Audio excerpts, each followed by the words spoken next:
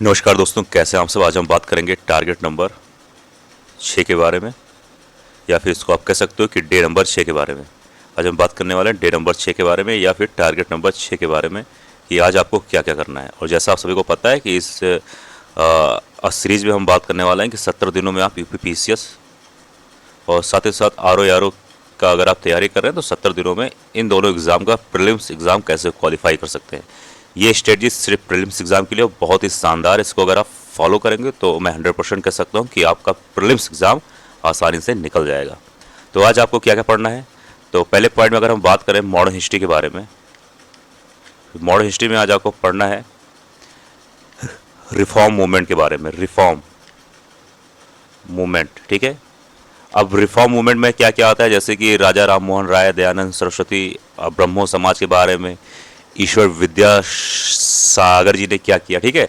तो जो ऐसे ऐसे मूवमेंट हुए थे, रिफॉर्म मूवमेंट, ठीक है, कौन से महापुरुष के द्वारा कौन सा रिफॉर्म मूवमेंट किया गया था। ये बहुत लंबा चैप्टर नहीं है, लेकिन हाँ इंपॉर्टेंट चैप्टर है। अगर मॉडर्न हिस्ट्री से मान लेते हैं मोटे मोटे तौर पे 10 सवाल पूछे जाते हैं तो एक सवाल तो मिनिमम यहाँ से आ ही जाते हैं, ठीक है। और कभी कभी दो भी आ जाते हैं।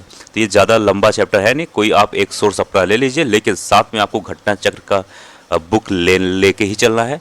और मेरा मानिए तो इसका आप घटना चक्र से अगर आप पढ़ लेंगे तो आपके लिए एकदम इनफ रहेगा, क्योंकि ये सब सवाल हमेशा फिक्स होते हैं। दयानंद सरस्वती जी से संबंधित सवाल अगर फिक्स है तो फिक्स है, राजा राम मोहन राय से संबंधित फिक्स है तो फिक्स है, यहाँ से सवाल चेंज नहीं होते। घटना चक्र से आप इसको बढ़िया से पढ़ लीजिए विद एक्सप्लेनेशन। वहाँ पर आपको हर एक टॉपिक, हर एक चैप्टर से संबंधित PYQ हर अच्छे तरीके से एक्सप्लेन करके हुए दिया रहता है। और अगर आपको कुछ और सोर्स पढ़ना है तो आप अपने हिसाब से घटना चक्र के बाद, चाहे वो फिर हो सकता है आप वीडियोस देख लें या फिर जो आपको समझ में आए वो एक सोर्स फॉलो कर सकते हैं। ज़्यादा सोर्स फॉलो करने की ज़रूरत नहीं है। अब आपको इंडियन पॉलिटी में क्या पढ़ना है, इंडियन पॉलिटी में अगर हम बात करें आपको, तो आज आपको पढ़ना है DPSP, ठीक है। DPSP यानी डायरेक्टिव प्रिंसिपल के बारे में पढ़ना है, ठीक है। और साथ ही साथ इमरजेंसी के बारे में पढ़ना है। अब इमरजेंसी और DPSP ये काफ़ी इंपॉर्टेंट चैप्टर है, ठीक है। यहाँ से कहीं ना कहीं सवाल, 2 सवाल अक्सर यूपीपीसीएस में आ ही जाते हैं। मिनिमम 2 सवाल के बारे में पूछते हैं, 3 भी हो जाता है बहुत आराम से। तो मिनिमम 2, 3, 4 तक भी सवाल यहाँ से पूछा जाता है, ठीक है। अब जैसे इमरजेंसी जब लगता है तो कौन से आर्टिकल हमारे सस्पेंड हो जाते हैं, कौन से आर्टिकल सस्पेंड नहीं होते हैं, ठीक है। तो क्या हमारा फंडामेंटल राइट्स उस समय रहता है, यानी ये सब बेसिक चीज़ें आपको जानना है, ठीक है। और आपका करंट अफेयर आज से स्टार्ट हो जाएगा। करंट अफेयर आज आपका स्टार्ट हो जाएगा फरवरी 2025। फरवरी 2025 जो है आज आपका करंट अफेयर स्टार्ट हो जाएगा और आज इसका पहला दिन रहेगा। और ऐसे करते हुए आपको 4 से 5 दिन देना है करंट अफेयर फरवरी में। क्यों ऐसा कह रहा हूँ, क्योंकि देखिए करंट अफेयर में कई सारे सेक्टर होते हैं। जैसे जो यूपीपीसीएस या आरओ जैसे एग्जाम जो दे रहा होगा उनको पता होगा। जैसे उसमें होता है, एक सेक्टर होता है अवार्ड, एक होता है साइंस के बारे में, एक होता है ज्योग्राफी के बारे में, एक होता है पॉलिटी के बारे में। ऐसे करते करते 6, 7, 8 सेक्टर होते हैं। तो आपको हमेशा करंट अफेयर, जब आपके पास समय अच्छा खासा, तो आपको इसमें बढ़िया वक्त देना चाहिए।